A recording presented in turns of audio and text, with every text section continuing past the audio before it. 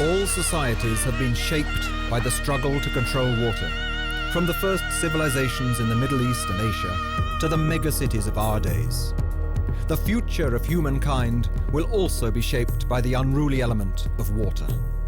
In the next decades, huge water projects will radically change the face of the Earth. A new uncertainty will force all societies to ask, do we live in the age of droughts or in the age of floods? We can't cope with all this water in the old-fashioned way.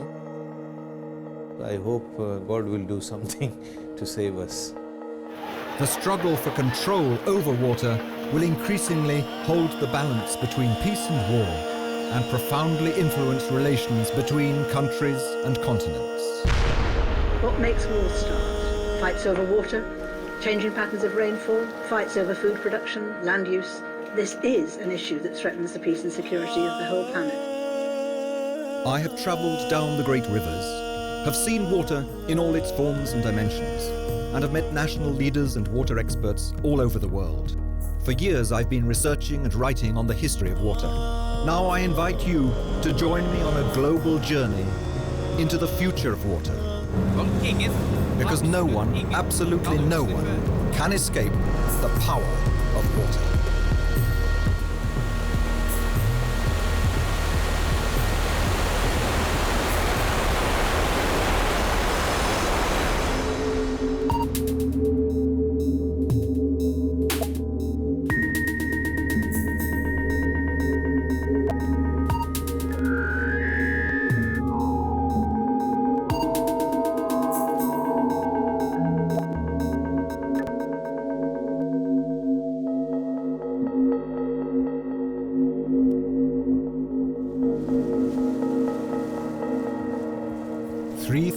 Years ago, the Chinese philosopher Lao Tse said, "The sage transforms the world by controlling the water."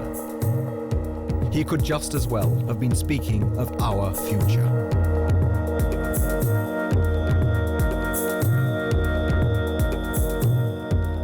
Sun City is South Africa's Las Vegas, a water Eldorado surrounded by semi-desert.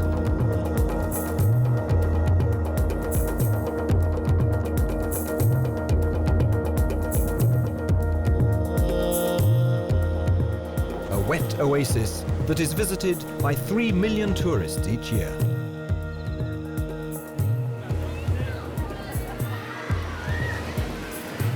All the water we see has been pumped up from groundwater and is now being recirculated. In the vast national park, animals hunt beside artificial lakes. Sun City is a tropical illusion, an artificial paradise created by water management. The bush landscape's complete transformation shows on a small scale what can be done if political authority, technology and money work together.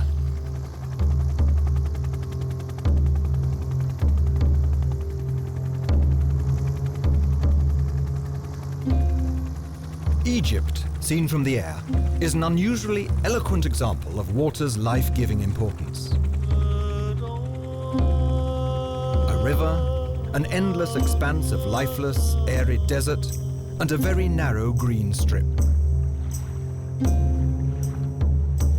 Here, all social life has always centered on the Nile.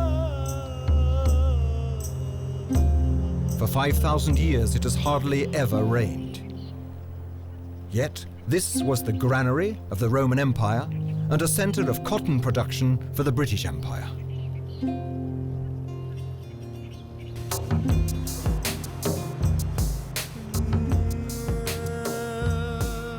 About 100 years ago, 4 million people lived here.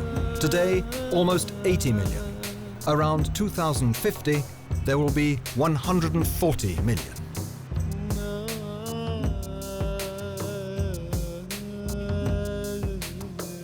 The banks of the Nile are already overpopulated, and the country cannot feed itself.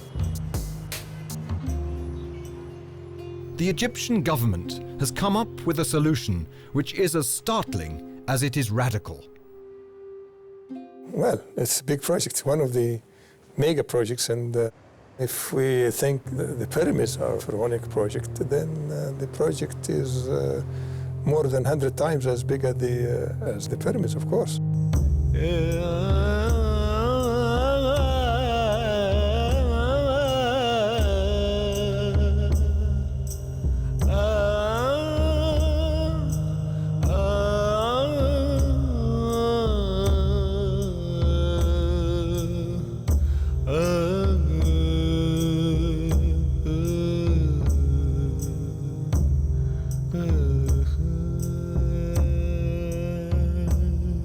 Here in a hot, barren Sahara, Egypt's leaders envisage new towns and huge areas of cultivated land. They intend to create all this by pumping water from this artificial Nile lake, Lake Nasser. For 5,000 years, the people of Egypt have been lifting water from the river to irrigate the desert. This gigantic pumping station does the same, only on a vastly larger scale. The vision is to cause a profound revolution in Egyptian history. The pumping station, named after President Mubarak, is the very heart of the project. The water is lifted from a depth of 50 meters below the average surface of the lake to make sure that there will be enough water to pump even in years with dramatically low water levels in the Nile.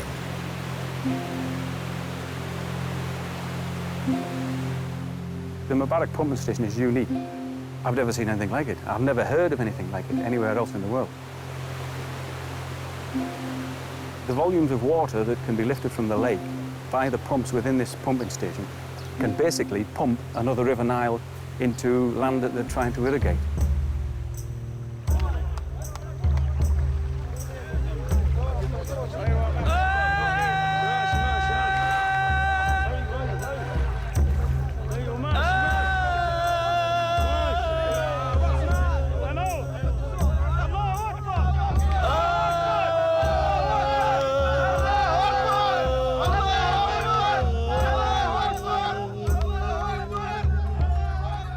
It was a true historic moment when the first drops of water were pumped into the dry desert sand.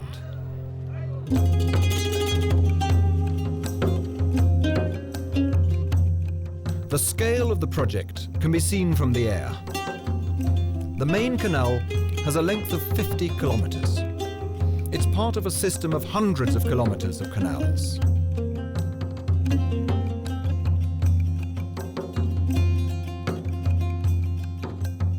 The plan is to build towns, start industrial production, and develop export-oriented agriculture to make the desert blossom.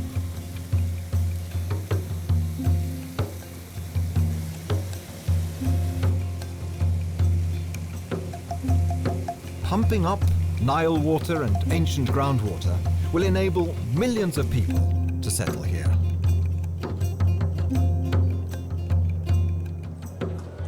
We all live in 5% of Egypt area, and the rest is desert. It is a strategic project for the new generations.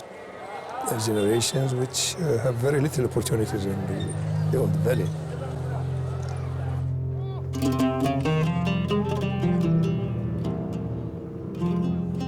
We've seen new generations moving there, so it will continue to develop gradually for full-scale project.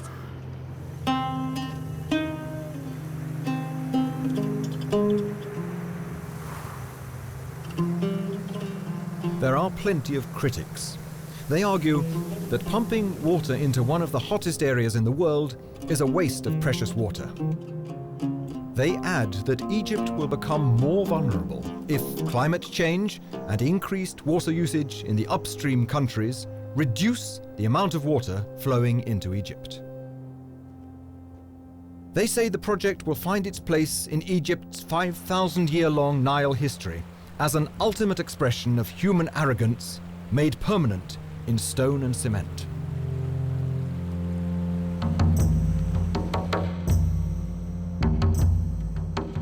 At the same time, the project represents, in a historical perspective, a highly imaginative attempt to liberate Egypt from the constraints imposed by the natural Nile.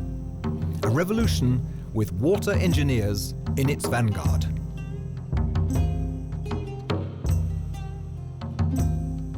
Transferring water has, throughout history, been part and parcel of building civilizations. In Sumer 5,000 years ago, canal builders were highly acclaimed and their names inscribed on stone tablets. And the earliest representation of the first pharaoh shows him opening a new canal in Egypt. What is new is that technological advances will make it possible to transfer ever larger volumes of water in ever larger canals over ever longer distances. Uncertainty concerning climate change and the increasing need for water will bring about a renaissance of large water transfer projects.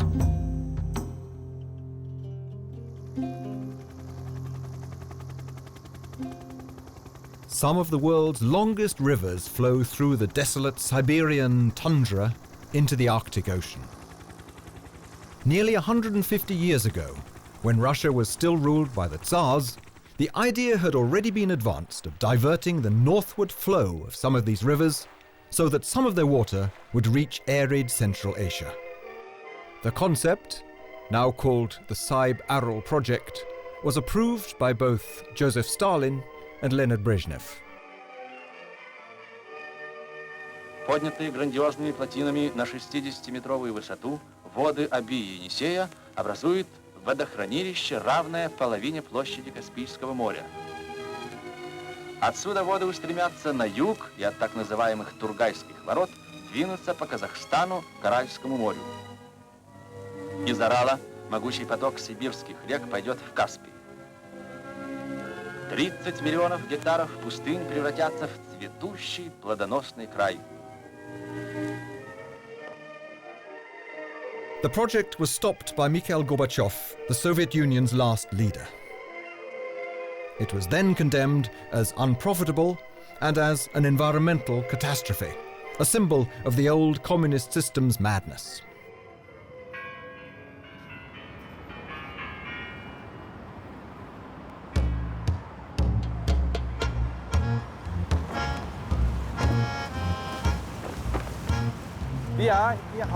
We're in the port for all oceans, Moscow. From here, you can in fact travel by boat to 5 oceans. It was the Russian canal building tradition that made it possible to change Moscow from an inland city to a port connected to the world's oceans. One of Russia's most powerful men, Moscow's mayor for nearly 20 years, now wants to revive this tradition. His vision is to blow the cobwebs off the old plan for Siberia's rivers. The mayor has pinned up a huge map in his office. It shows the old Aral project. He wants to take about 7% of the water in the Ob River and build a 2,500-kilometer long canal to water-thirsty Central Asia.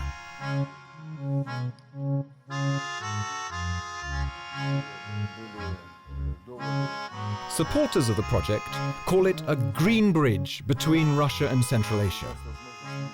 Opponents claim that to argue with these supporters about economics or ecology is a complete waste of time. Instead, they should simply be given psychiatric treatment.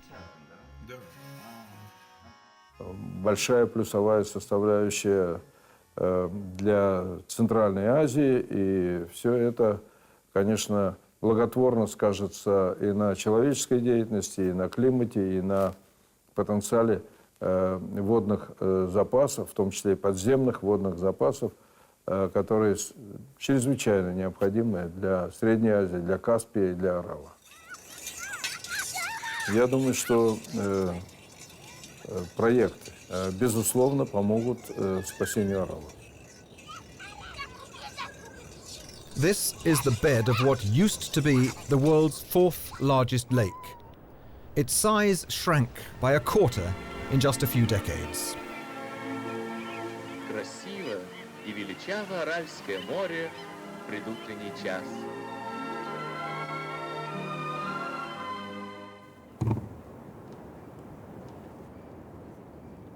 The Aral Sea now is a graveyard for ghost ships.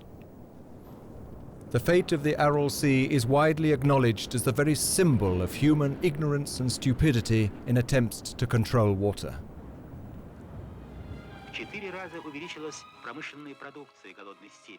The Soviet Union decided to grow cotton and rice in the desert. Water was taken from the rivers that should have filled the Aral Sea. The result was an ecological disaster. The current paradox is this: one of the largest canal projects in the world is meant to rescue the Aral Sea from the consequences of the follies of previous generations.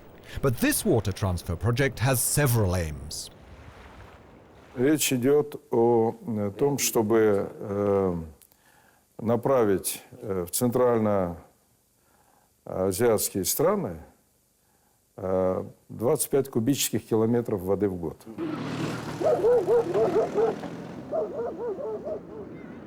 The water crisis is growing more acute in several Central Asian countries.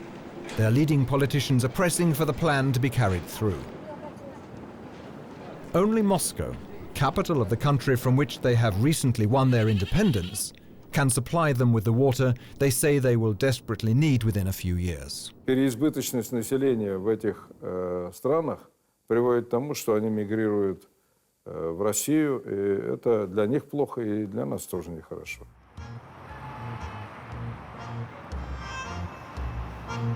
Siberia's water can protect Russia's interests and restore the Kremlin's power in Central Asia.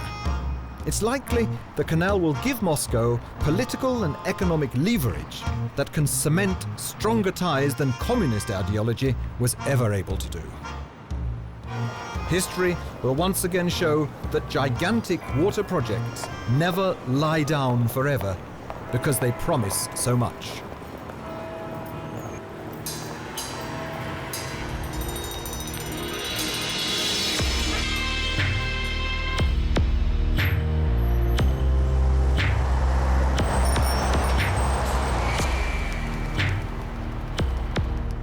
In 100 years' time, our contemporary world will be seen as the period when China's extraordinary growth changed the world. But China's political leadership maintains that the country's future is threatened by a catastrophic shortage of water.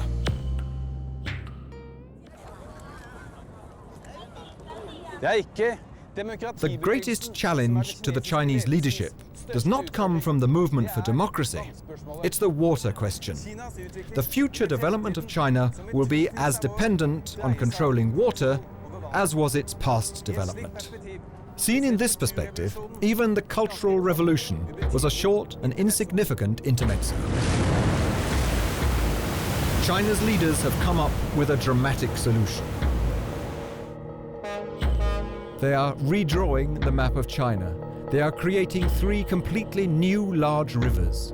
The South to North Water Transfer Project is the world's largest engineering undertaking ever. They almost covered half of China, half of the nation. That's a very huge project. The most fundamental feature of China's water crisis is the extremely uneven distribution of water.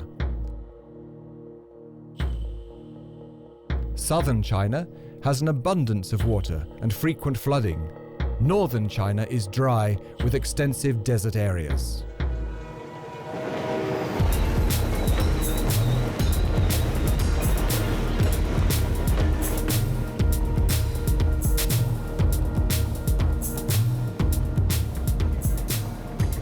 We are on the northern Chinese plain. There is a great need of water here.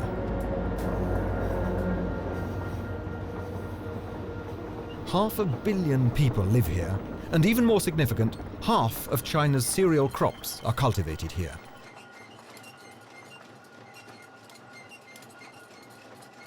In recent decades, the water table has fallen up to 30 meters. Over 300,000 wells have run dry and fallen into disuse, and thousands of lakes have disappeared.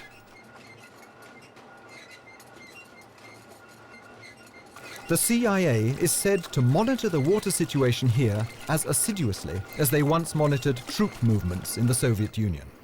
For if China has to import just 10% of its cereal crops, their price all over the world will be pushed up, with global political consequences.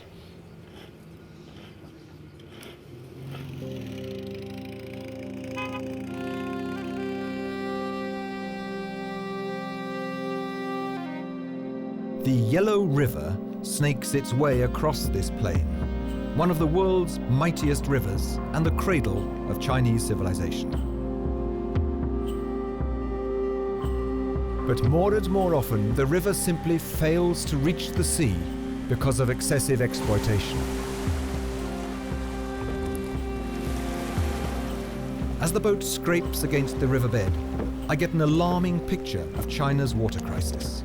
The Yellow River is simply drying up on the very plain where millions of Chinese live.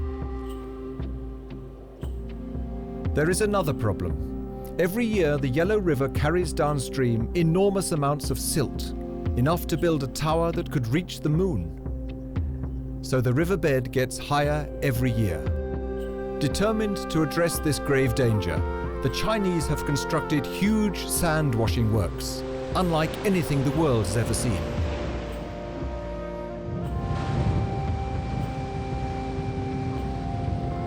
The water is discharged at high speed to help the river transport sediment further towards the ocean.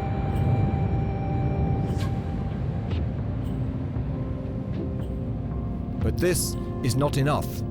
The Yellow River needs much more additional water to help save it from itself and from depletion from excessive exploitation.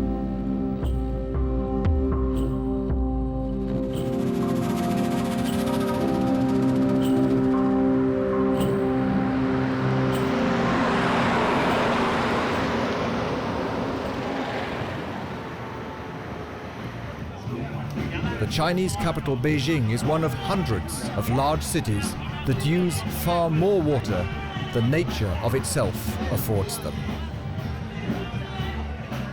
People in Beijing have an average access to 1/30th as much water as is normal in the world, and 1/8 as much as is normal in China. Levels in the city's reservoirs have periodically sunk dramatically. In this main reservoir, for example, by many meters.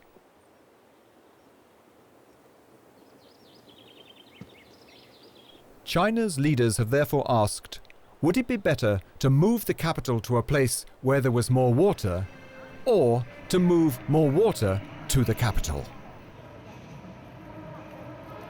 Extensive measures are being taken to improve the situation.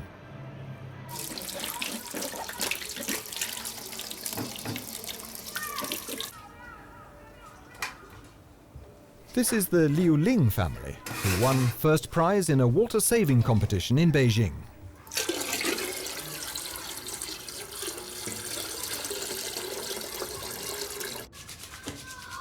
The authorities often initiate campaigns for reduced consumption.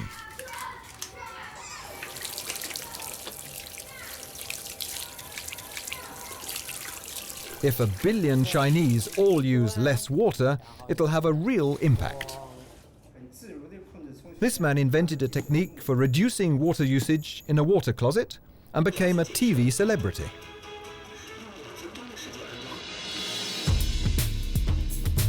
But reducing consumption is not alone enough to solve such a critical water crisis.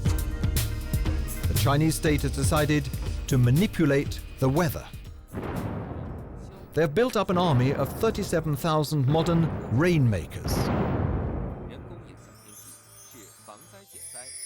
The chemicals they shoot into the clouds could, at last, make man the master of rainfall. But the results are uncertain.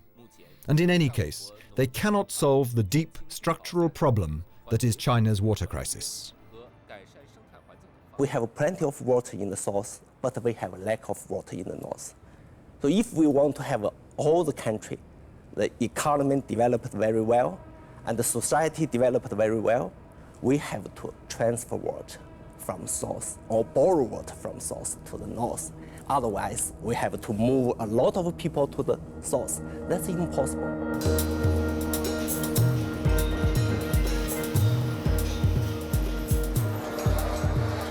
Instead of forcibly moving people, the authorities are embarking on a gigantic water transfer project, which surpasses in size and multiplicity of aims any undertaking in the West.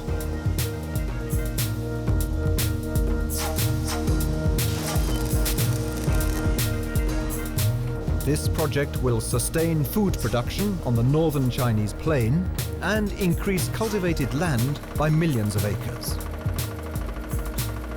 Moreover, its aim is to rescue the capital Beijing and dozens of other large cities from the water crisis and permit continued industrial growth. And it is to save the Yellow River by giving it extra water.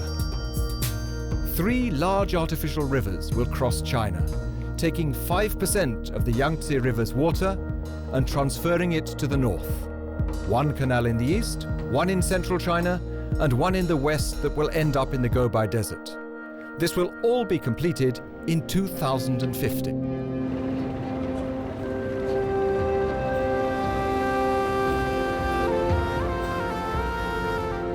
The water will be taken from this river, the Yangtze.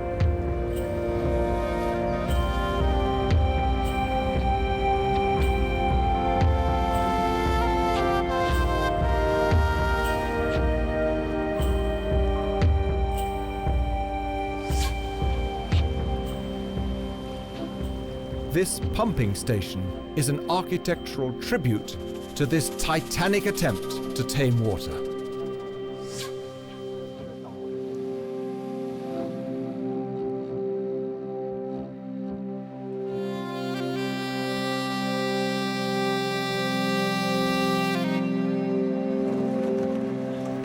If the project is successful, it'll have far-reaching consequences, not just for China, but for the future of the world. China will have established a more secure foundation for lasting national growth and regional stability.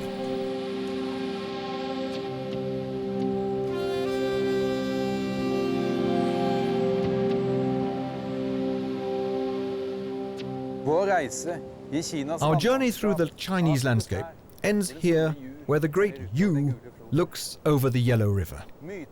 Myth tells that he created the land when he tamed the river about 4,000 years ago. The dominant line of continuity in China's history is between him and today's leaders. If their mammoth water project realizes its goals, they will be honored as long as Yu.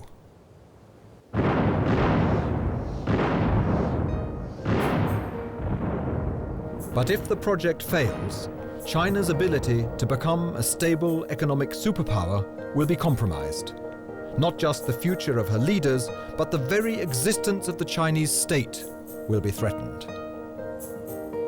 Should water flow in the Yangtze be reduced, either because of climate change or because of depletion through overuse, then it will be clear that important parts of China's economy have been built on an illusion, on a resource that will one day no longer exist.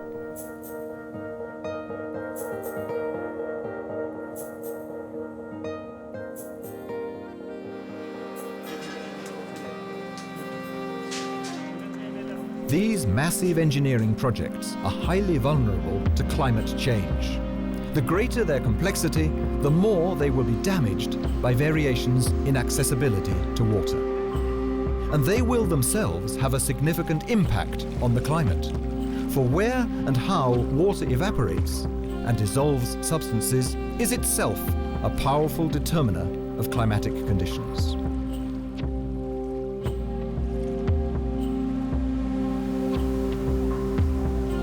At the heart of these gigantic enterprises lies one of history's great paradoxes. The more humans try to tame and regulate water by means of large-scale, elaborate projects, the more water, in turn, will control society.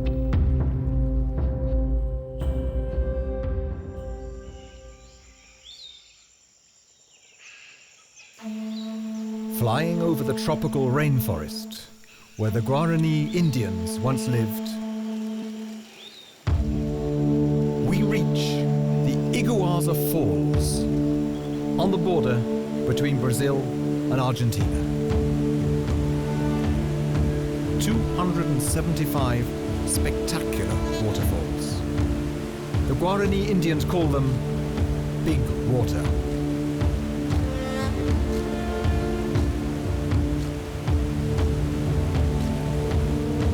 The falls plunge into a narrow gorge called the Devil's Throat, frighteningly powerful and alluringly beautiful at the same time.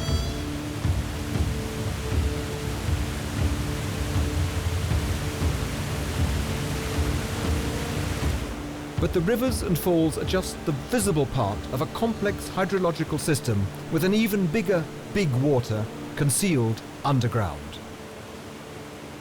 This underwater lake, created over 130 million years ago, has only recently been discovered. Rivers and rainfall supply it each year with more than 100 billion cubic meters of water. For large parts of South America, this is a sure source of water for the future.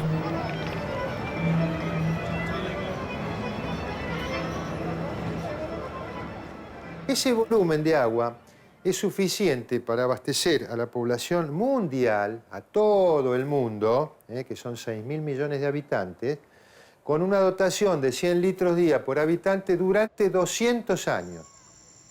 Más del 90% del volumen del agua que tiene el Guaraní almacenado actualmente se encuentra en estado natural, o sea, sin afectación en su calidad por contaminación.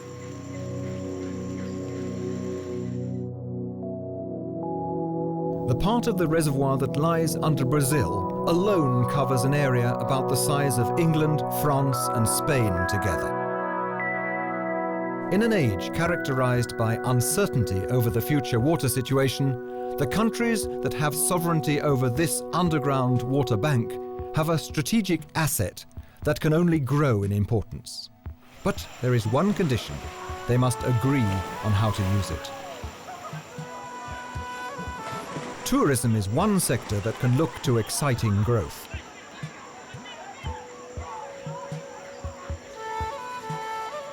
The uncontaminated, mineral-rich water comes to the surface every 4th hour, day and night, and it is always warm. This hotel in Brazil is one of many spas that are being built, all exploiting this water.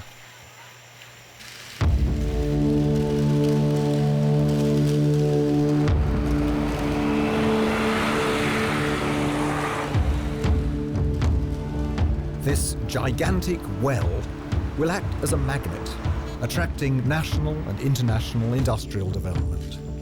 In central Brazil, it's easy to draw up the water, as it lies only 50 meters underground. The future has already arrived here. Ahora está, así como en la época del oeste de Estados Unidos, la fiebre del oro.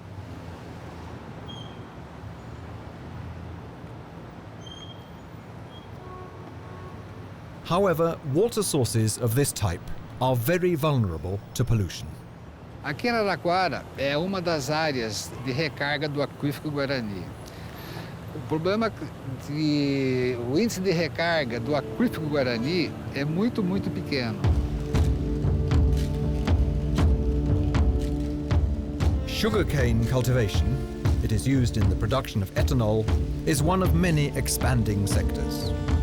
But the plants are sprayed from the air, and polluted water can seep into the groundwater.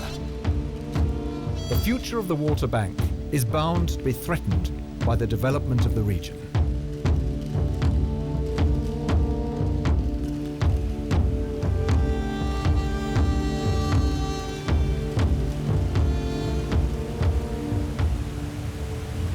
In the world, there is probably 1,000 times more fresh water underground than there is in rivers and lakes combined. New enormous reservoirs are bound to be discovered. They will be able to solve regional water crises, but can also be the cause of contention and potentially of disputes between countries and between economic interests.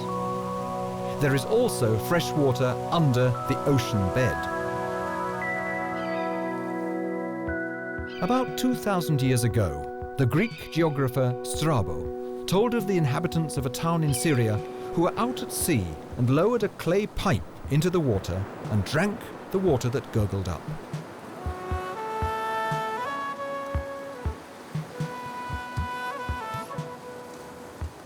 Using techniques similar to those used to locate and extract oil, new deposits of fossil water are sure to be found.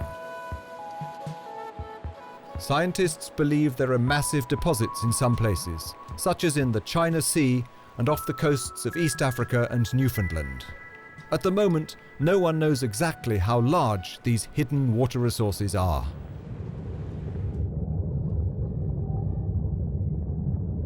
So perhaps this is the future in many arid regions. Drilling rigs extracting groundwater from under the seabed. While warnings about a global water crisis grow more prolific, enormous new water resources are being found. The battle to find them, exploit them, and control them has hardly begun.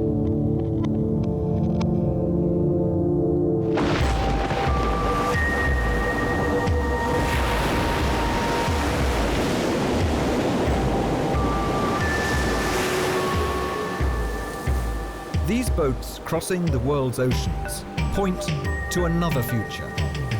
The crew make their own water. Seawater is pressed under high pressure through a membrane, and out comes drinkable water. This way, the crew can liberate themselves from the constraint of having to be within reach of water. Now they make their own water, and they, therefore, are free.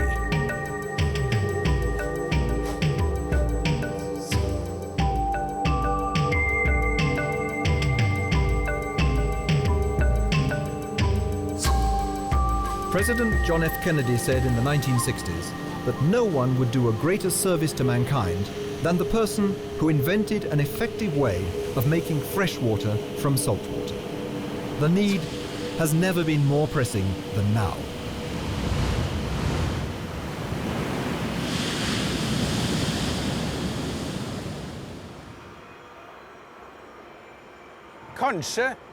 In Tampa Bay, Florida, is the largest desalination plant in the Western Hemisphere. Maybe future textbooks will point to it as the beginning of the end of mankind's water problems. If they succeed here, then I am standing on a major historical site. This project will be the largest seawater desalination plant in North America.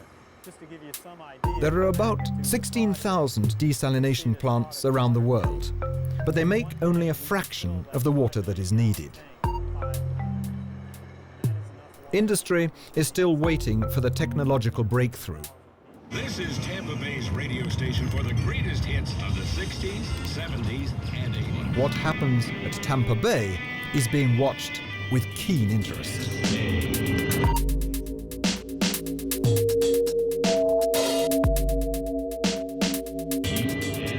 Tampa Bay is an urban area experiencing rapid growth. Florida's a very nice place to live. People are flocking here, and it's not whether you want to say that you're encouraging growth or not. Growth is happening whether we're encouraging it or not. As in so many places that lie beside the sea, people experience a paradox. There is water everywhere, yet there is a water shortage. Florida's a plentiful water state, and we have plenty of groundwater, but you can only take X amount before you create environmental problems. So we started looking at other sources of water, one of which was desal. When it doesn't rain enough, it affects the groundwater levels. It doesn't happen with desal. For us, it's a drought-proof supply. We can produce water from this plant day in and day out, whether we're receiving rainfall or not. When work on the plant began in 2001, the goal was to be able to make, after just a few years, the world's cheapest fresh water. There have been many unexpected problems. The plants will become operative many years behind schedule. At the end of this process, you're left with a high concentration of seawater. So the obstacles stem from environmental concerns. What do you do with the concentrate? Here at this plant, we blend the water and dilute it with cooling water at the power plant next door. So it's a very environmentally friendly approach to solve that problem. Another significant challenge is the energy cost. How can we do this process more energy efficient so that we can make the cost affordable for populations throughout the world? Desalination is almost certainly not a technological blind alley, and the Tampa plant can still succeed in its pioneering role. The water it makes is good. And with the price of water steadily rising, desalination will become increasingly more competitive.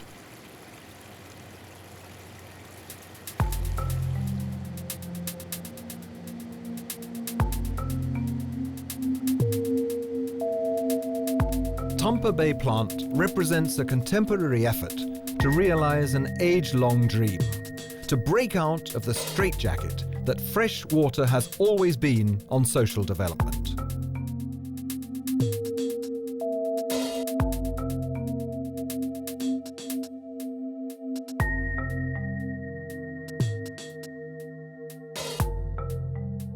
If coastal towns can make their own water, they can grow faster. And if forecasts of climate change are correct, water refugees from dry inland areas will be knocking on the town's doors.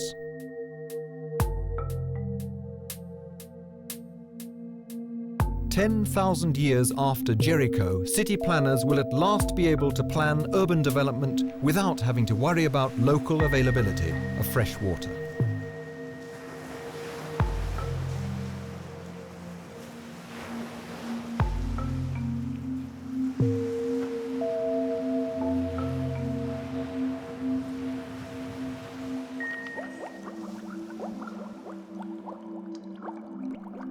Without coal, there would be no machinery. And without machinery, there would be no railways, no steamers, no manufactories, nothing of that which is indispensable to modern civilization. "But what will they find?" asked Pencroft. "Water," replied Harding. "Water?" cried Pencroft. "Water as fuel for steamers and engines. Water to heat water." "Yes, but water decomposed into its primitive elements by electricity. Water will be the coal of the future," replied Harding. "I should like to see that," observed the sailor.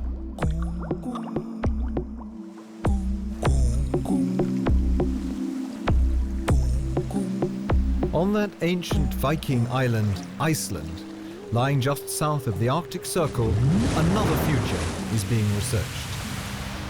They are trying to realize the fantasy of the French novelist Jules Verne.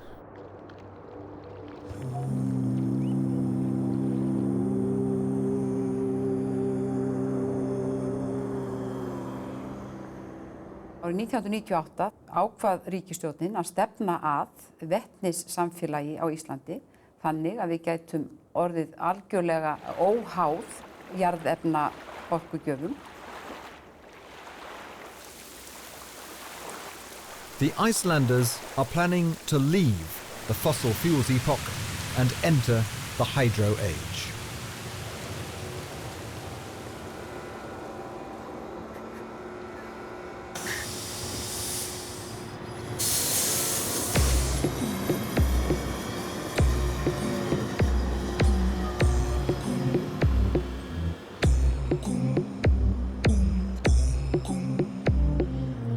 This bus is heading for a new and unknown future.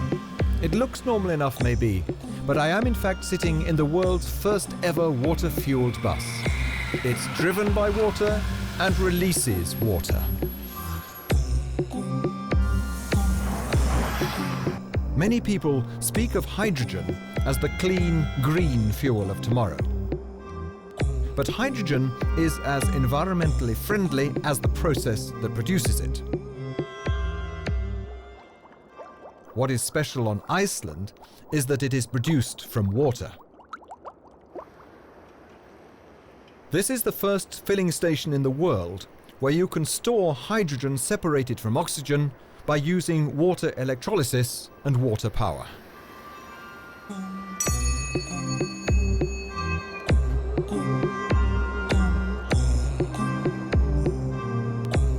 The technology is still too expensive.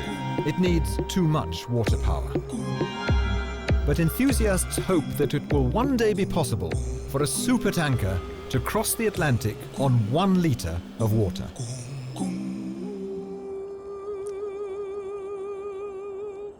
So this bus can be the modest forerunner of an energy revolution. Nýlega var fyrirtæki General Motors hér í heimsókn og þeir gera sér vonir það að eftir 10 til 15 ára þá geti þeir framleitt vetnisbíla sem að séu algjörlega samkeppnishæfir við aðra bíla. Þannig að þróunin getur gerst tiltölulega hratt. In 50 years, there will be on our planet about 2 billion motor cars and hundreds of thousands of aircraft and huge tank ships. Everyone agrees that the atmosphere will be destroyed if all of these are fossil fuel powered. Most experts therefore say it's not a question of when the hydrogen fuel age will come, but of whether, when it comes, it'll be too late. Every country must, sooner or later, follow Iceland's example and phase out fossil fuels. However, few countries are in as good a position to replace oil, gas or coal with water. The Icelandic parliament, Altinga, voted to enter the water age because Iceland has huge reserves of water and geothermal power. All over Iceland, drilling rigs seek unused, carbon-free and renewable energy. In some places, more than 3 kilometers down. Staða Íslands mjög sérstök hvað varðar orkumál. Við framleiðum eingöngu endurnýjanlega orku, bæði frá vatnsafli og jarðvarma. Behind me, and surrounded by volcanic mountains, lies one of the world's largest geothermal plants. It's a noisy, smoky, stinking inferno.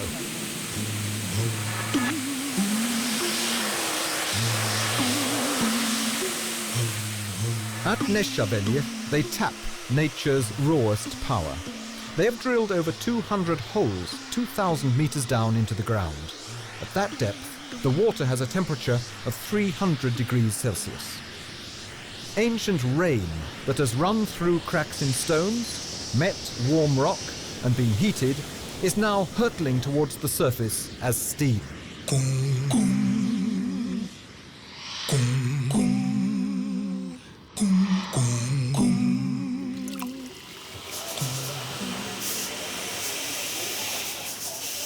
This water heats all the houses in the capital Reykjavik.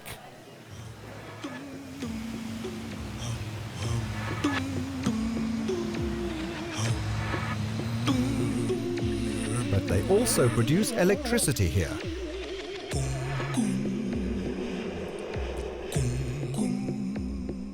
Iceland calculates it has geothermal energy that corresponds to about 3 million times its own needs for electric power. There are inexhaustible heat resources deep down under every country in the world. Each kilometer you drill down, the temperature increases by 20 to 40 degrees. By using circulating water, this heat can be extracted indefinitely. Water's innate behavior may once again come to humankind's service. water power replaced human and animal muscle power 2,000 years ago. And 250 years ago, it was a major contributor to the Industrial Revolution.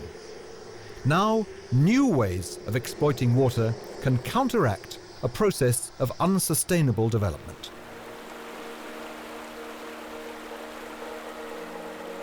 On this small northern island, a quest is going on that can have a major impact on the future of humankind. Perhaps one day, not just one island, but the whole world will run on water. And what will they burn instead of coal? Water, replied Harding. Water will be the coal of the future. I should like to see that, observed the sailor.